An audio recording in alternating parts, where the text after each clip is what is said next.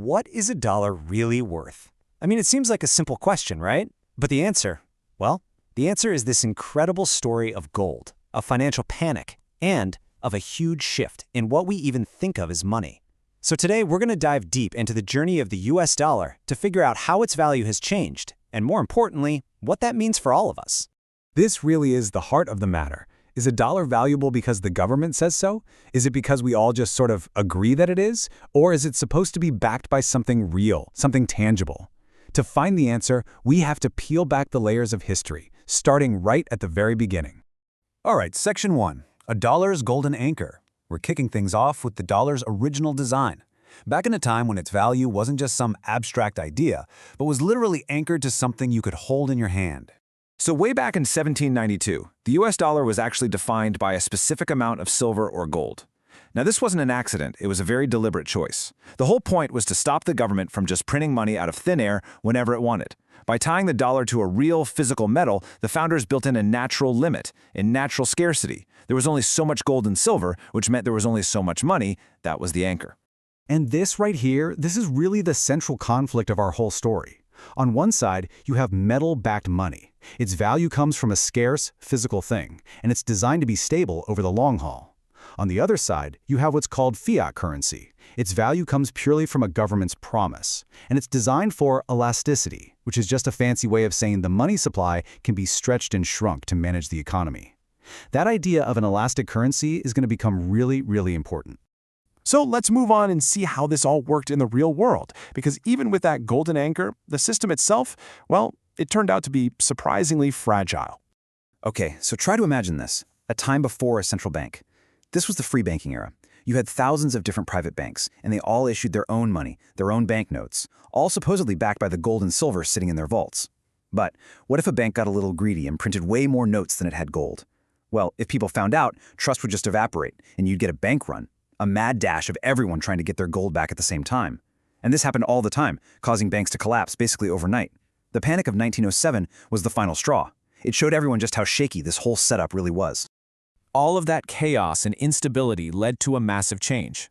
In response to these constant panics, a brand new institution was created, and it would completely change the DNA of the US dollar. This timeline really shows you how quickly things changed. For over 100 years, you had this metal-backed but very fragile system. Then, boom, the Panic of 1907 happens and exposes all its weaknesses. That crisis was the trigger. And just 6 years later, you get the Federal Reserve Act. A new central bank was born, designed specifically to stop these bank runs and provide that elastic currency we just talked about. And this was the crucial pivot. The control over how much money existed moved away from the natural scarcity of precious metals and into the hands of a central committee. The Federal Reserve could now try to manage the economy, to aim for things like stable prices and more jobs by controlling the money supply.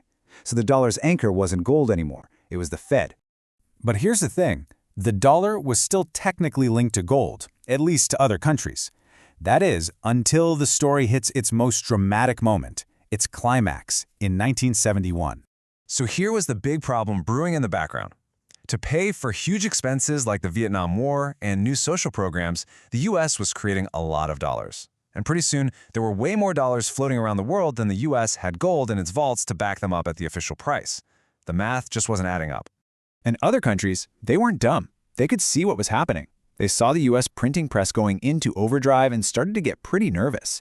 So nations like France started showing up, cashing in their paper dollars and demanding physical gold, just like the agreement said they could. This created a very real threat of completely emptying out America's gold reserves. And that looming crisis led to this absolutely historic moment. On August 15, 1971, President Nixon gets on national TV and makes this stunning announcement. And listen to that word he used, temporarily. Well, that temporary suspension is still in effect today. It became permanent. In that moment, the very last thread connecting the dollar to gold was severed. And with that one decision, the dollar officially became what it is today, a pure fiat currency. Its value is no longer anchored to any physical thing. It was now based entirely on the full faith and credit of the US government. For the first time ever, that natural barrier, that natural scarcity, was just gone. So what happens when that scarcity barrier disappears? Well, that brings us into the modern era and lets us see the real consequences of this brand new system. This slide breaks down the chain reaction perfectly. You see, once that natural limit is gone, the central bank can create new money pretty much without limit. But here's the catch. When the amount of money grows faster than the amount of actual stuff to buy, goods and services, you get inflation. And here's the real kicker. Every single new dollar that gets created makes every dollar you've already saved worth just a little bit less. And this chart? Wow. This chart shows you the result in the starkest terms possible. The purchasing power of $1 from 1971, the moment the gold connection was cut, has absolutely cratered. What you could buy for $1 back then, today you'd need a lot more. That dollar has lost about 85% of its value. That is the real-world impact of a system with no hard anchor. It's a slow, steady dilution of value over time. Now, as wild as this story is, it's not entirely new. In fact, when you look at history, you see a pretty familiar pattern for the world's most dominant currencies, which kind of points us toward two very different futures for the dollar. Yeah, history is kind of a graveyard of powerful currencies. You look at the Roman denarius, the British pound. A lot of them start out strong, backed by a hard asset like gold or silver. But over time, the temptation to spend more money than you have leads governments to debase the currency, basically to water it down. And historically, that path of abandoning a hard standard, well, it hasn't ended well. So this historical pattern really leaves us looking at two possible roads ahead. Path A is just continuing with the current system, creating new money to handle growing debts. Those who favor this path say it gives us the flexibility to deal with economic emergencies. But critics worry it leads to high inflation and a massive debt bubble. Path B is a total U-turn, going back to some kind of asset-backed standard to put a hard limit back on money creation. Advocates for this believe it's the only way to have real long-term financial security.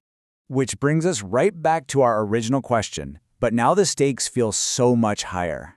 The story of the dollar is a story of a deliberate choice to move away from a physical anchor and toward a man-made one. The question for us now, after more than 50 years of this experiment, is what comes next?